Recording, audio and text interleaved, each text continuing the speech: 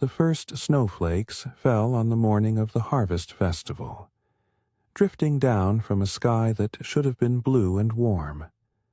I watched them settle on the golden wheat, tiny white stars that melted against the sun-ripened grain, and I knew something was terribly wrong. The old farmers stopped their work, their weathered faces turned upward, reading the clouds with eyes that had seen many seasons. But none of them had seen this. My name is Edmund, and I was there that morning when the world began to change. I was a wanderer then, a man without a home, a stranger who had stumbled into a village that would become my salvation. The village was called Thornwick, nestled in a valley between two great mountains in the northern reaches of the kingdom. I had arrived 3 days before the snow, seeking only a meal and a place to sleep before continuing my journey south. I had no family, no destination, no purpose beyond putting one foot in front of the other. The war had taken everything from me, left me hollow and drifting like a leaf on an autumn wind. I did not know that I was about to find everything I had lost. If this story speaks to something in your heart, if you feel the pull of adventure and belonging, I ask you to stay with me until the end. Subscribe to this channel, and let me take you on a journey through the coldest winter and the warmest hearts I have ever known. The snow continued to fall. Not the gentle dusting of early autumn that sometimes surprised the mountains, but heavy, determined flakes that accumulated with frightening speed. By midday, the ground was white. By evening, the drifts reached the windowsills of the village cottages. The harvest that should have sustained us through winter lay buried beneath a blanket of ice. The village elder, a man named Aldrich, called everyone to the great hall. I stood at the back, an outsider watching a community face its doom. The faces around me held fear, confusion, anger. Voices rose in the smoky air, asking questions no one could answer. Why had winter come so early? What had they done to anger the heavens? How would they survive with their crops destroyed and their stores half empty? Aldrich raised his hand, and silence fell. He was perhaps 60 years old, his beard white as the snow outside, his eyes blue and clear as mountain lakes. He did not speak loudly, but every word carried through the hall with the weight of absolute authority. The winter had come, he said.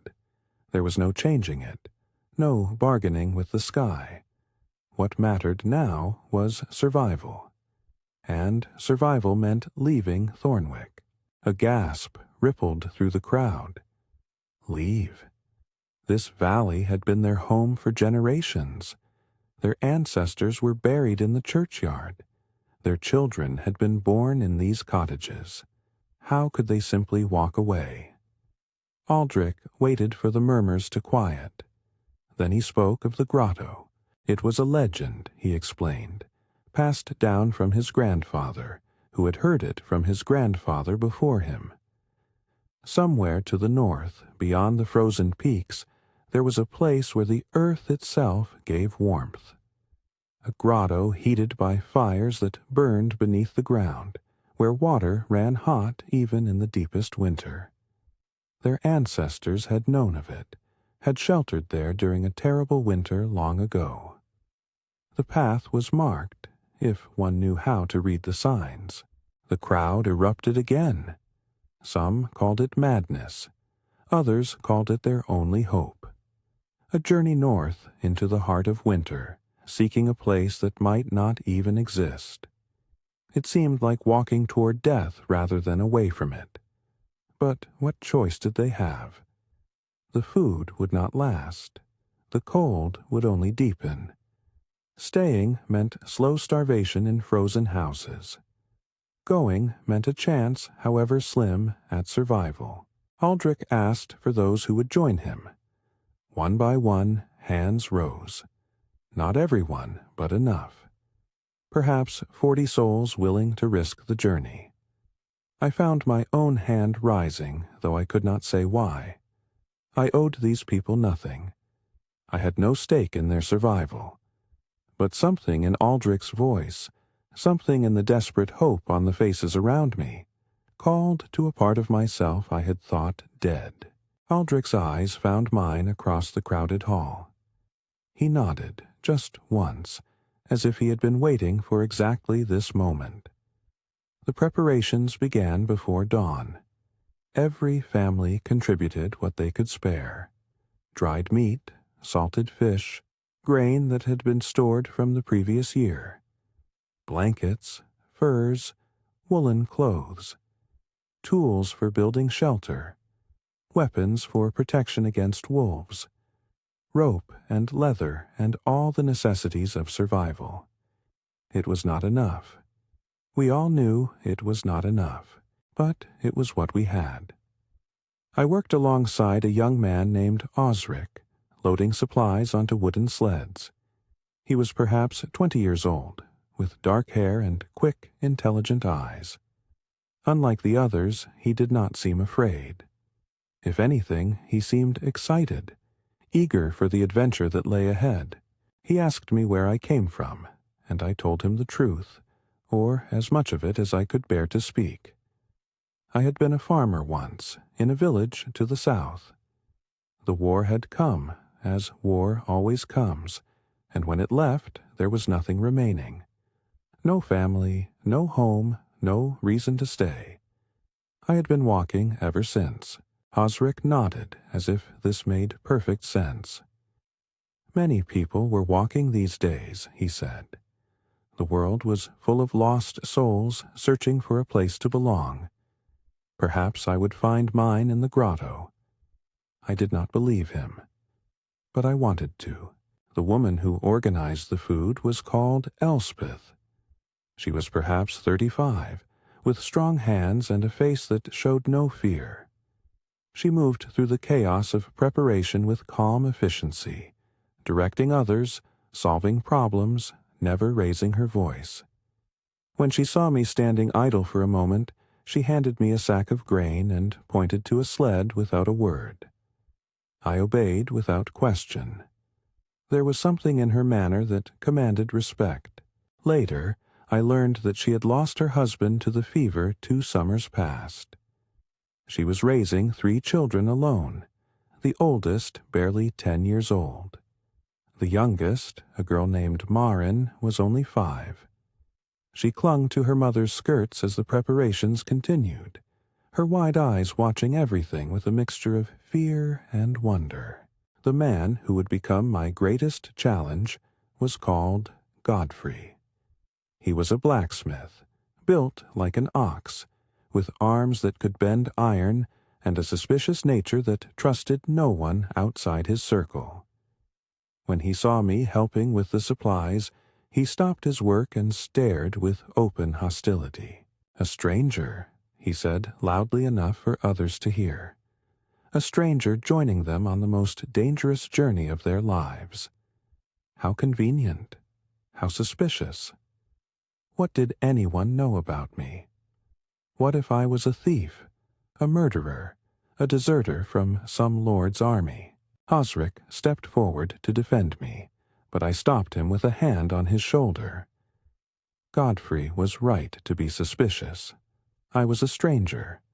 I had no history with these people, no bond of blood or marriage to tie me to their fate. If I wanted their trust, I would have to earn it. I told Godfrey that he was right to question me.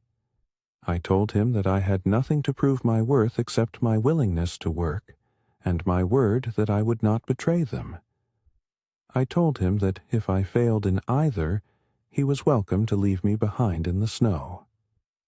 Godfrey stared at me for a long moment, then snorted and turned back to his work. It was not acceptance, but it was not rejection either. It was a chance, which was more than I deserved. The eldest member of our group was a woman named Bridget. She was so old that no one knew her exact age, her face a map of wrinkles, her body bent with years. but her mind was sharp as any blade, and her memory stretched back further than anyone else's. She was the keeper of stories, the voice of ancestors, the living link to a past that most had forgotten. When I brought her a cup of warm broth, she looked at me with eyes that seemed to see through flesh and bone to whatever lay beneath. She asked me if I was afraid. I admitted that I was. She smiled, her toothless gums showing in the firelight. "Good," she said. Fear was wise, but fear was also a guide, if one knew how to listen. The journey ahead would test us all. Some would break, some would grow stronger. She had seen enough winters to know which was which. I asked her how she knew the difference. She laughed, a dry sound like leaves rustling. She didn't, she admitted. That was what made it interesting. We left at dawn, a procession of 40 souls and 6 loaded sleds, walking out of the only home most of them had ever known. The snow had stopped during the night, leaving a world transformed. The village that had been alive with harvest festivals now lay silent and white, its familiar shapes made strange by the covering of ice. Some of the travelers looked back, tears freezing on their cheeks. Others kept their eyes fixed forward, afraid that looking back would break their resolve. Aldrich led the way, following signs that only he could read. A twisted tree here, a distinctive rock formation there, markers left by ancestors who had walked this path generations ago. The snow made everything harder to see, but Aldrich moved with confidence, his steps sure despite his age.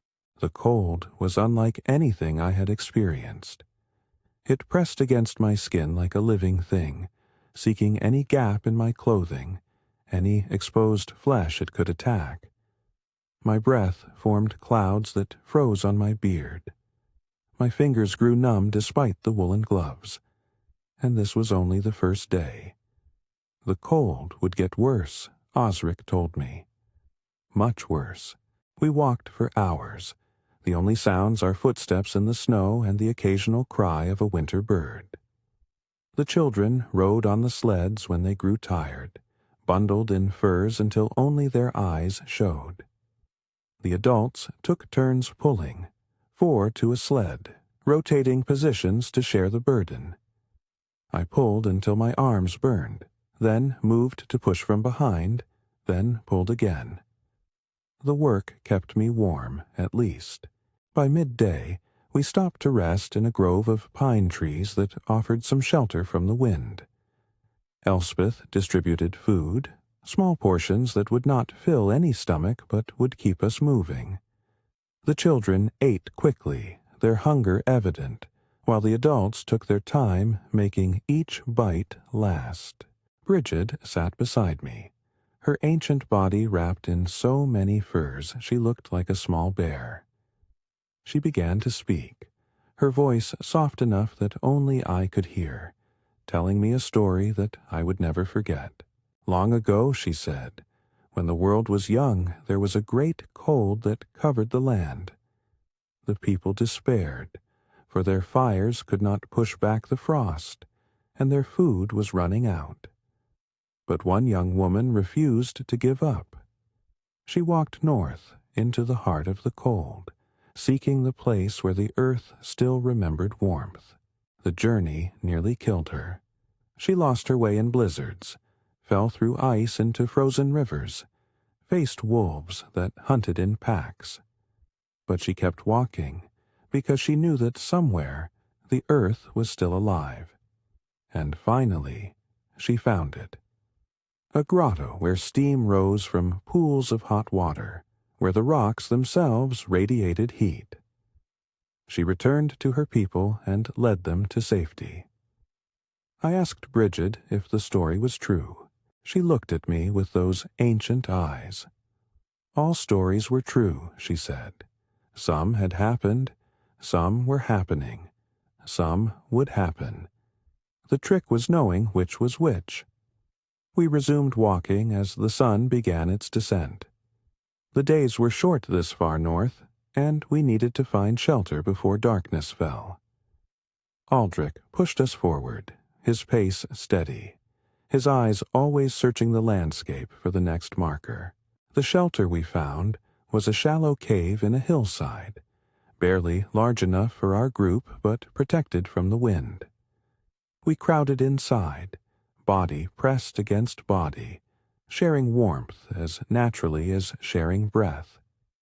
The children were placed in the center, surrounded by adults, protected from the cold that seeped through the stone walls. Elspeth started a small fire near the cave entrance, feeding it carefully with wood we had brought.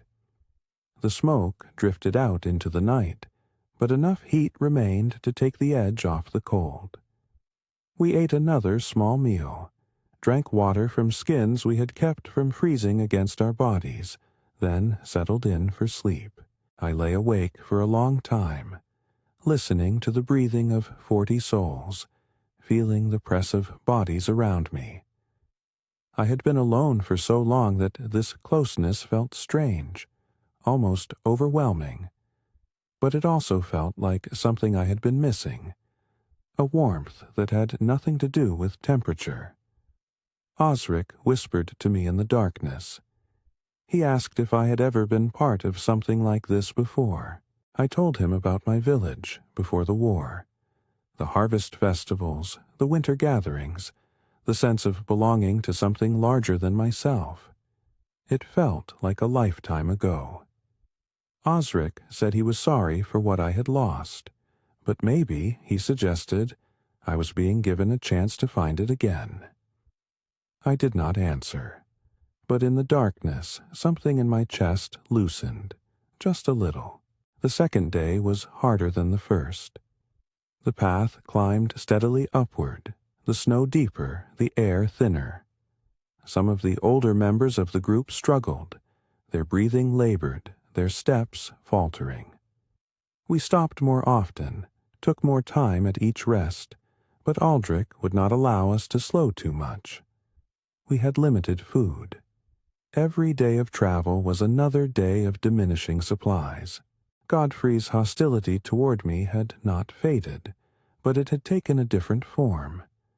Instead of open accusations, he watched me constantly, waiting for me to fail, to prove that his suspicions were justified.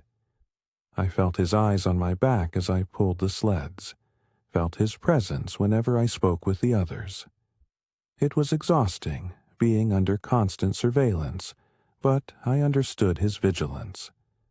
In desperate times, trust was a luxury that could cost lives. The children adapted better than anyone expected. Maren, Elspeth's youngest, had stopped crying by the second day. She walked when she could, rode when she couldn't, and asked endless questions about everything she saw. Why was the snow white? Why did breath make clouds? Why were the trees so tall? Elspeth answered patiently, using each question as a teaching moment. I found myself walking beside them sometimes, adding my own observations. I had learned to read the forest during my years of wandering, knew the signs that indicated water or shelter or danger. When I pointed out a deer track in the snow, Maren's eyes went wide with wonder. She asked me to teach her more. Elspeth caught my eye over her daughter's head, and for the first time I saw something like gratitude in her expression. The journey was hard enough for adults. For children, it must have seemed like an endless nightmare.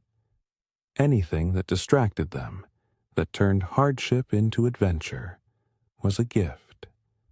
The third day brought a storm.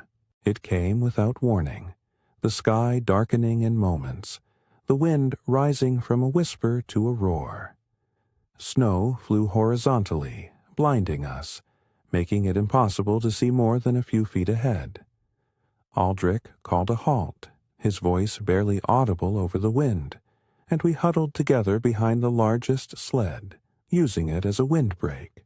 The cold was savage. It cut through our clothes like knives, stole the heat from our bodies, turned fingers and toes to ice.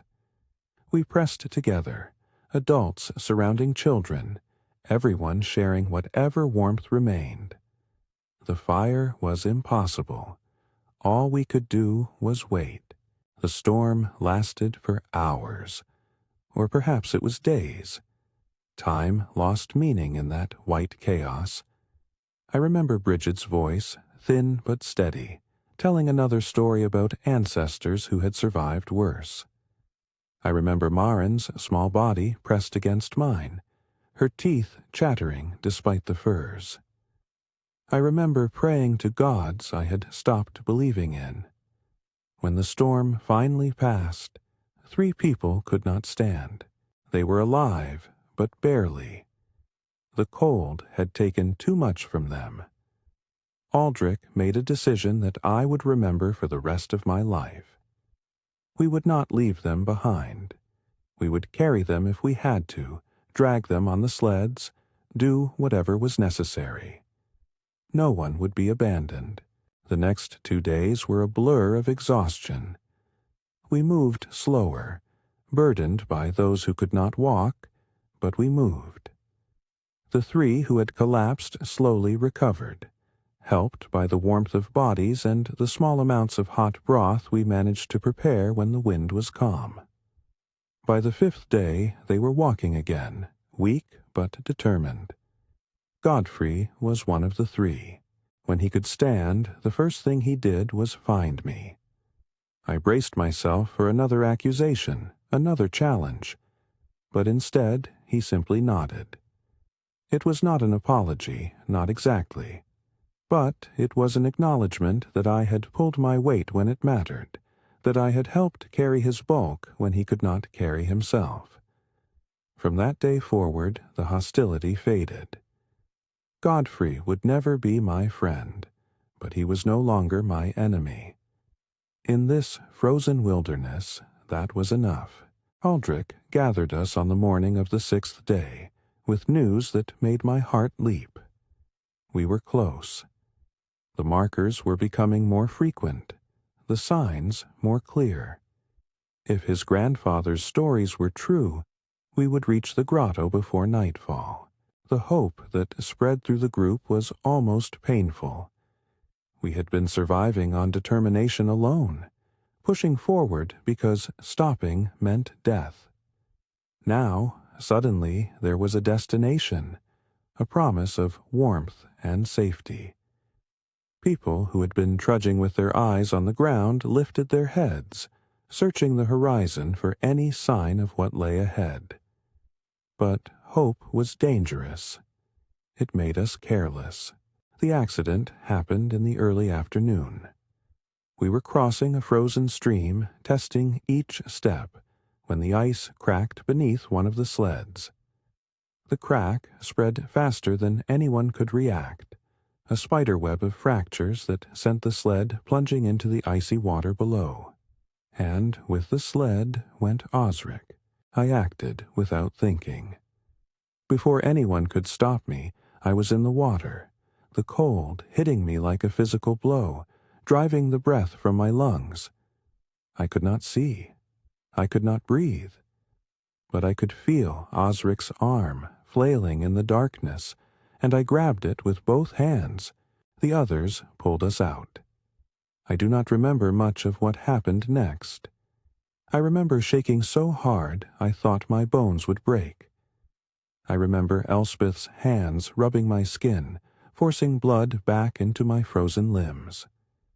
I remember Aldrich's face, lined with worry, watching to see if I would survive. Osric had swallowed water. He coughed and retched, his body fighting to expel the cold that had invaded him. But he was alive. We both were. Bridget leaned close to my ear as I lay shivering in the pile of furs they had wrapped around me. She whispered that I had just proven something that words never could. I was one of them now. The water had baptized me. We lost the sled and half its supplies. It was a heavy blow, one that could doom us if we did not find the grotto soon. Aldrich made the decision to push forward despite our weakened state. We were too close to stop now.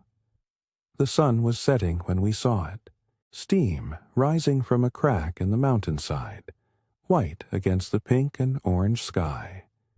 Heat shimmer visible even from a distance, distorting the air like summer mirages. The group stopped, staring, hardly daring to believe what they were seeing. Aldrich led us forward, his steps quickening for the first time on the journey. The path wound between great boulders, climbing toward the source of the steam, and with each step, the air grew warmer.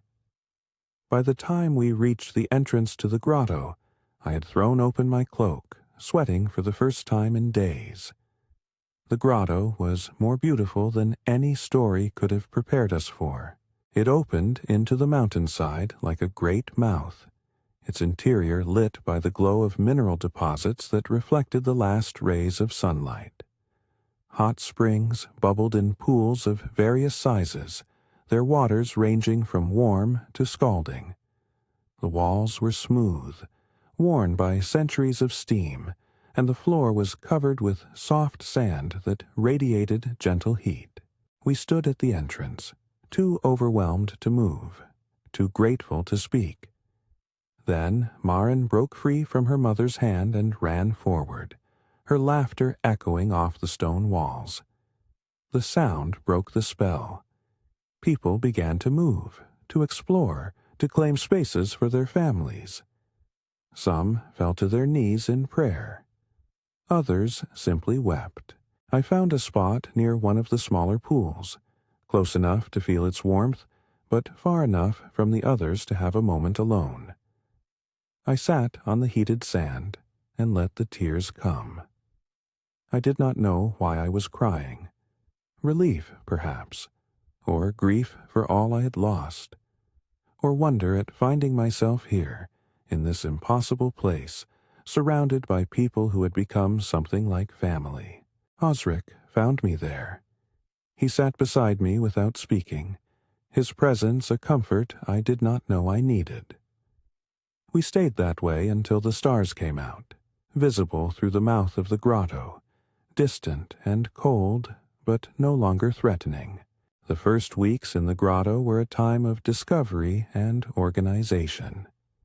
Aldrich led the exploration of our new home, mapping the various pools, identifying sources of fresh water, finding chambers that could serve as living spaces for different families. The grotto was larger than it had appeared from outside, a network of tunnels and caverns that extended deep into the mountain. Elspeth took charge of food distribution. Our supplies were dangerously low, but the grotto offered unexpected resources. Some of the pools contained blind fish that could be caught with simple nets. Mosses and fungi grew on the warmer rocks, some of which were edible. It was not a feast, but it was enough to survive while we figured out longer-term solutions. I worked wherever I was needed, hauling stones to build fire pits, fetching water from the cleanest pools, helping to construct sleeping platforms from driftwood we found in one of the deeper chambers. The work kept me busy, kept my mind from dwelling on the strangeness of my situation. I had come seeking only a meal and a bed. I had found something far more complicated. Bridget established herself in a warm alcove near the main chamber, her aged body grateful for the constant heat. The children gathered around her each evening, drawn by her endless supply of stories. I found myself joining them sometimes, sitting at the edge of the firelight, listening to tales of heroes and monsters, of winters survived and summers celebrated. One night, she told the story of the woman who had first found the grotto. But this time, she added details I had not heard before. The woman had been an outsider, she said, a stranger from a distant land who had lost everything to war. She had wandered until she found a village facing destruction, and she had chosen to help them rather than continue her aimless journey. In saving them, she had saved herself. I felt Bridget's eyes on me as she spoke, and I knew the story was not just for the children. Godfrey's transformation was gradual but unmistakable. The suspicion that had defined our relationship gave way to a grudging respect, then to something approaching friendship. He began teaching me blacksmithing, showing me how to use the grotto's heat to forge simple tools from the metal we had brought. The work was hard, the skills demanding, but Godfrey was a patient teacher when he chose to be.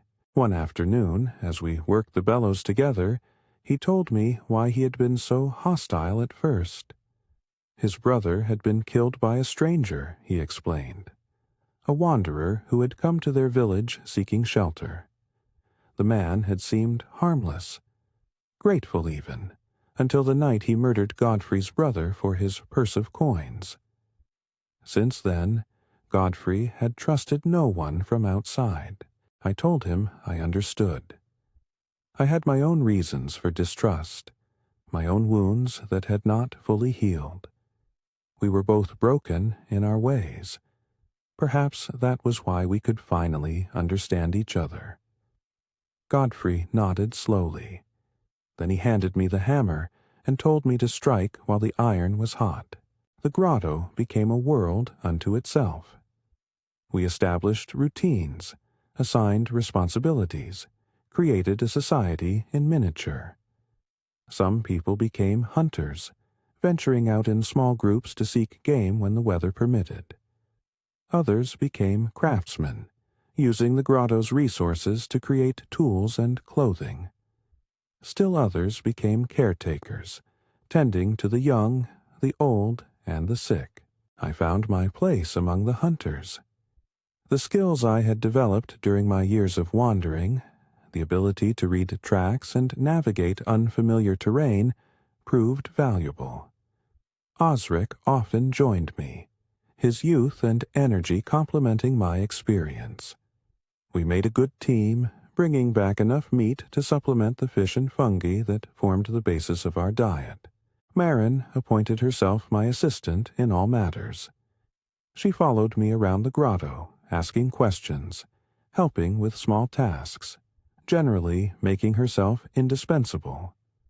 Her mother did not seem to mind. In fact, I suspected Elspeth was grateful for the distraction I provided. The child had taken to me for reasons I did not fully understand. Perhaps it was because I listened to her questions seriously, treated her as a person rather than an inconvenience. Perhaps it was because I had no children of my own, no family to divide my attention. Or perhaps it was simply because the heart of a child chooses its own attachments, following a logic that adults cannot comprehend. Whatever the reason, Marin became something like a daughter to me, and in caring for her, I found a purpose I had thought lost forever. The deep winter arrived in full force, sealing the entrance to the grotto with drifts of snow that reached higher than a man's head. We were trapped inside, isolated from the outside world, dependent entirely on the resources of our heated sanctuary. Some might have found this terrifying. I found it oddly peaceful. The days settled into a rhythm. Morning was for work, the communal tasks that kept us alive. Afternoon was for rest, for conversation, for the small pleasures that made survival worthwhile. Evening was for stories, for singing, for the human connection that was as essential as food or warmth. Bridget's stories became more elaborate as winter deepened. She told of the old gods who had created the grotto, of the spirits that lived in the hot springs, of the ancestors who watched over their descendants from the realm beyond death. I did not know how much of it was true, but truth seemed less important than meaning.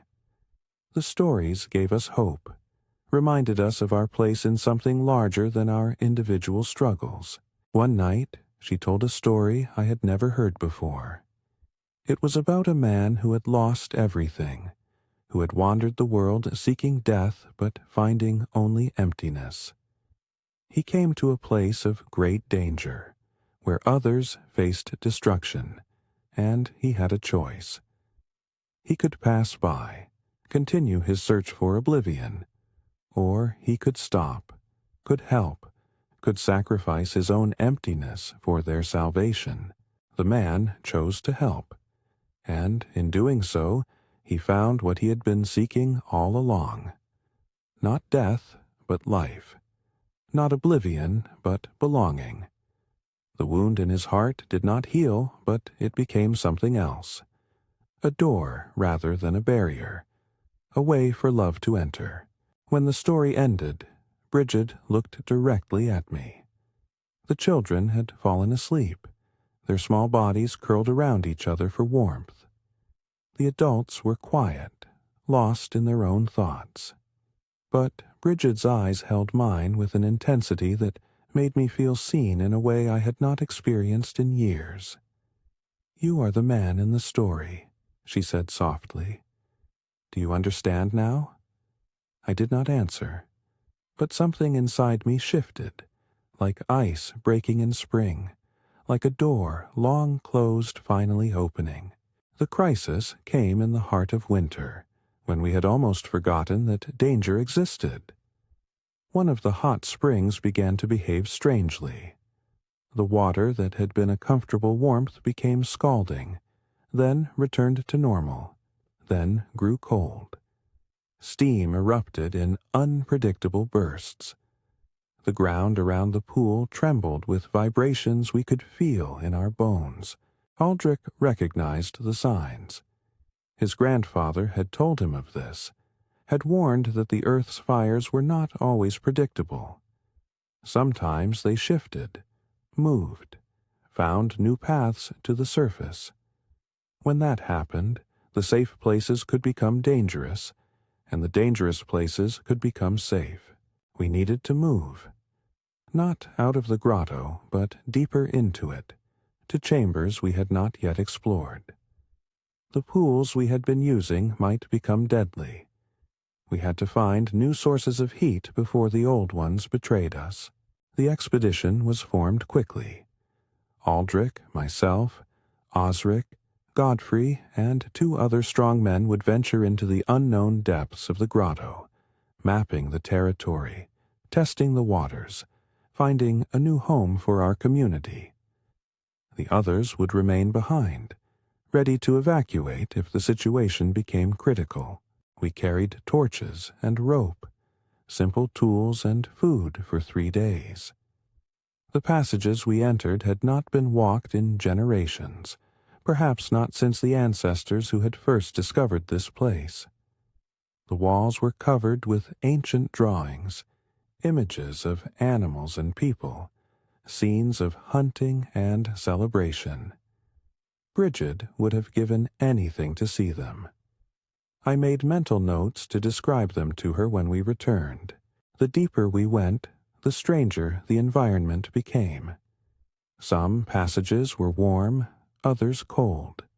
Some pools bubbled with heat, others were frozen solid.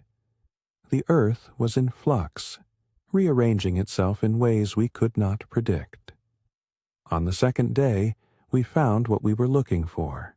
It was a vast chamber, larger than any we had seen, its ceiling lost in darkness far above. Hot springs filled the floor, dozens of them, ranging in size from small puddles to pools large enough to swim in. The air was warm and moist, filled with the smell of minerals, and the sound of bubbling water created a constant, soothing backdrop. But the most remarkable feature was the light. Crystals embedded in the walls caught the glow of our torches and amplified it, reflecting and refracting until the entire chamber glowed with a soft, ethereal radiance. It was like standing inside a jewel, surrounded by beauty that no human hand had created. Aldrich fell to his knees, overcome by what he was seeing. this was not just a new home, he said. This was a gift, a sign that we were meant to survive, meant to thrive, meant to build something that would last for generations. We returned to the others with news that sparked a celebration unlike any I had witnessed. The entire community would move to the new chamber, would make it their permanent home, would transform this underground wonder into a village as real and vibrant as the one they had left behind. The migration took 3 days. We carried everything we had, helped the young and the old through the narrow passages, established camps along the way for those who needed rest. By the time we reached the great chamber, we were exhausted but elated. The work of building a new home began immediately. We constructed sleeping platforms from stone and wood, carved steps into the steep areas, built walkways over the more dangerous pools. Elspeth organized the food stores. Godfrey set up a forge using the heat of the springs. Bridget claimed a spot near the largest pool where the warmth was most constant and the light was brightest. I worked alongside everyone else, but my role had shifted.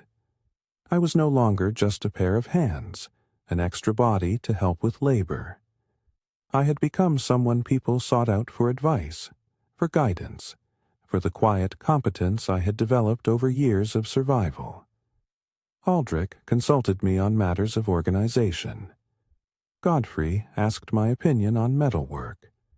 Even the children came to me with their problems, trusting that I would listen and help. This acceptance was the greatest gift the grotto had given me. Not the warmth, not the safety, but the feeling of belonging to something larger than myself. I had been alone for so long that I had forgotten what community felt like. Now I remembered, and the memory filled a void I had not known existed. Spring arrived, though we knew it only by the calendar we had kept scratched on the chamber wall. The snow blocking the entrance began to melt, allowing fresh air and light to penetrate our underground world. Some people ventured outside, eager to see the sun, to feel the wind on their faces, to remember what the surface world looked like.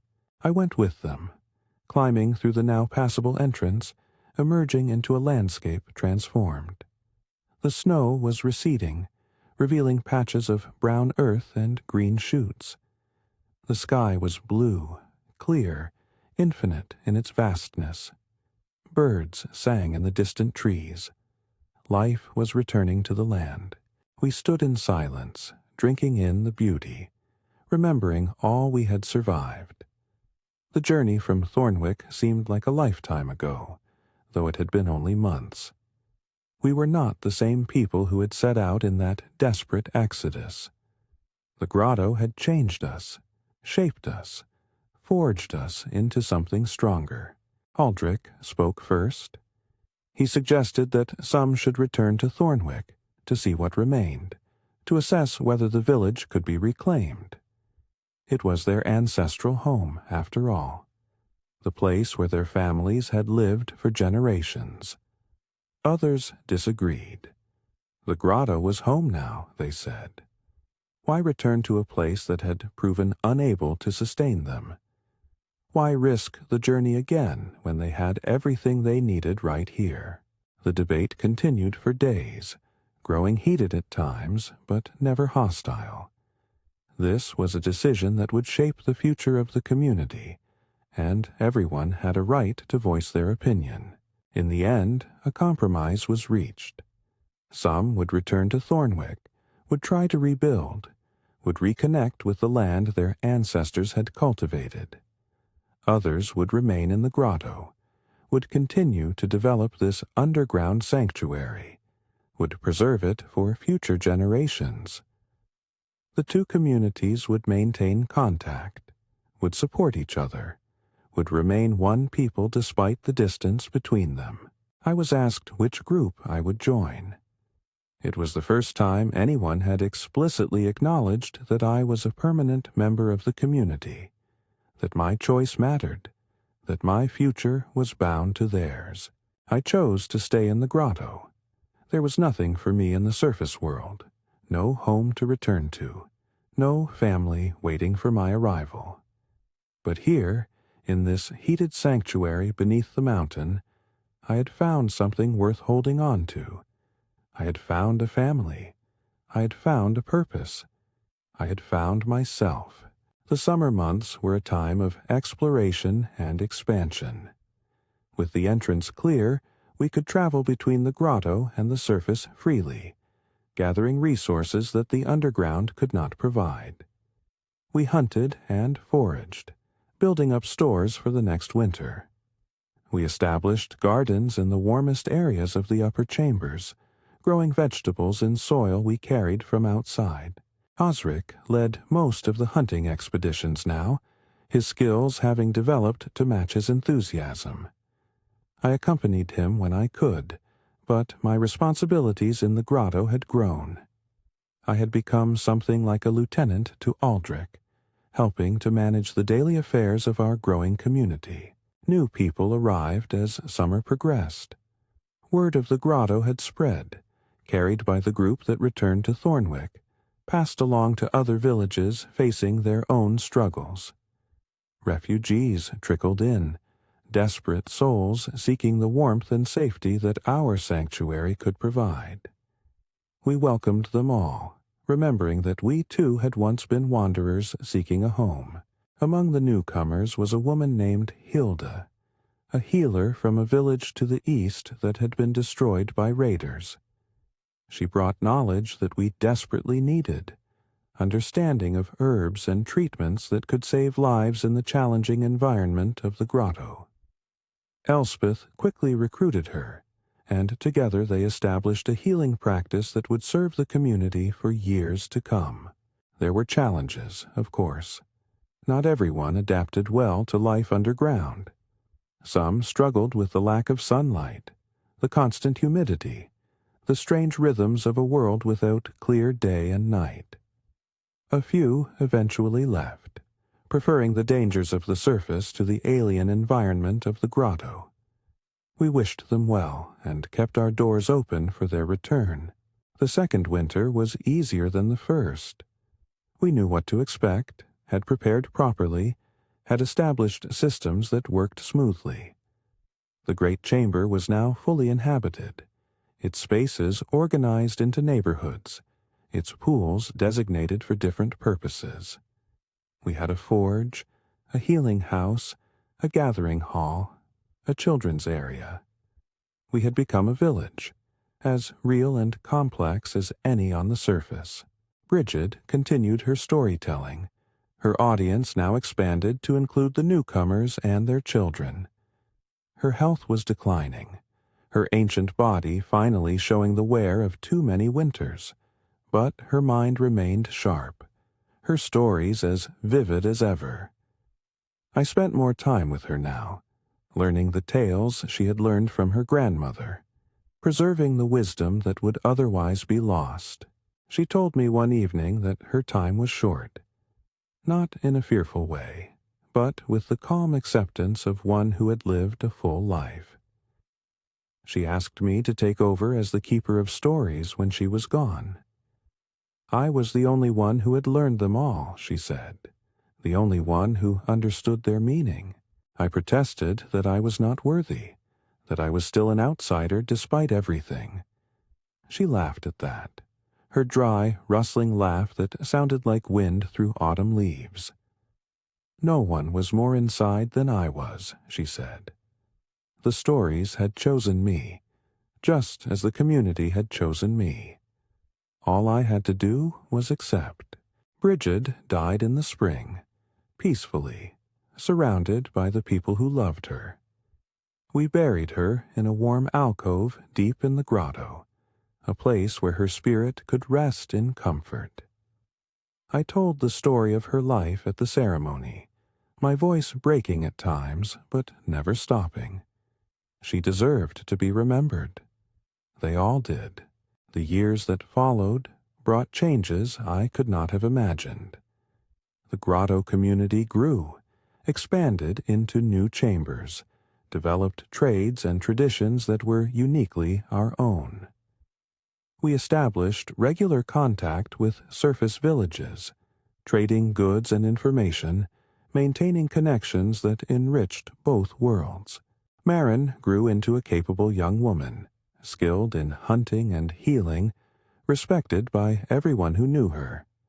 She called me father now, openly and without hesitation, and I had long since stopped correcting her. Elspeth and I had become partners in all but name, sharing responsibilities, sharing a home, sharing a life that neither of us had expected to find. I became Aldrich's successor when age finally claimed him. The position was offered unanimously, a trust I had spent years earning. I led as he had led, with quiet wisdom and decisive action, always remembering that leadership was service, not power. The grotto itself had become a legend, spoken of in villages throughout the region. People called it the warm heart of the mountain, the sanctuary beneath the ice. Some came seeking refuge, others came seeking knowledge. We welcomed them all, sharing what we had learned, passing on the wisdom that had been passed to us. I often thought about the journey that had brought me here, the shipwreck of my former life, the wandering that had seemed so purposeless, the chance arrival in Thornwick on the eve of disaster. Every step had led to this moment, this place, this family I had found against all odds. The stories I told the children were different now. They were not just Bridget's stories, passed down unchanged. They were my stories, too, woven together with hers, a tapestry that grew richer with each telling. I told of the first journey to the grotto, of the storm that nearly killed us, of the ice that broke beneath our sled. I told of Aldrich's wisdom, of Bridget's patience, of Godfrey's transformation from enemy to friend, and I told of a stranger who arrived with nothing and found everything he had lost. My grandchildren sit around me now as the fire burns low and the pools bubble with their eternal warmth. They are children of the grotto, born in the warm chambers, raised in the crystal light. They know nothing of the surface world except the stories I tell them. To them, this underground sanctuary is home, as natural as the sky is to a bird. I watch their faces as I speak, seeing in them the future that our ancestors sacrificed so much to create. They will carry the stories forward, will preserve the wisdom, will remember those who came before. The chain stretches back into the mists of time, and forward into possibilities we cannot imagine. We are all links in that chain, all temporary holders of an eternal trust. If this story has touched something in you, if you have felt the cold of the journey and the warmth of the arrival, I ask one thing more. Subscribe to this channel. Share these words with others who might need them. The world is full of lost souls seeking sanctuary, searching for a place where they belong. Perhaps these stories can light their way, as they once lit mine. The winter that came early changed everything. It destroyed our harvest, forced us from our homes, drove us into the frozen wilderness with nothing but hope and determination. It should have killed us. Instead, it led us to a place we never knew existed, a heated grotto in the heart of the mountain, a sanctuary that became our home. But the grotto was not the miracle. The miracle was what we built inside it. The community, the connections, the love that grew between strangers who became family. The earth gave us warmth, but we gave each other meaning. The hot springs kept us alive, but the stories kept us human. This is what I know after all these years. Survival is not enough. We need more than food and warmth to live. We need belonging, purpose, the knowledge that our lives matter to something larger than ourselves. We need the stories that connect us to our ancestors and our descendants, the wisdom that gives meaning to our struggles. Find your grotto. Not a physical place necessarily, but the community that will accept you, the purpose that will sustain you, the love that will transform you. It is out there, waiting, just as it was waiting for me on that morning when the snow began to fall. The fire burns low now, but its warmth remains. Outside, the winter wind howls across the mountain, but here we are safe. Here we are home. Here, in the heated grotto where strangers became family and a wanderer finally found his place. This is my story. And now it is yours too. The children have fallen asleep, curled together in the glow of the pools. My eldest grandson stirs, opens his eyes, looks at me with a question on his face. Will you tell us more tomorrow, grandfather? I smile, feeling the warmth of the grotto, the warmth of the love that fills this chamber, the warmth of a life well lived. Yes, I say, there are always more stories, and the crystals glow softly in the walls, and the water bubbles in its eternal song, and the heated grotto embraces us all, as it has embraced us for generations, as it will embrace our children and their children for generations yet to come. This is how winter came early. This is how we survived. This is how we found the place where we belong.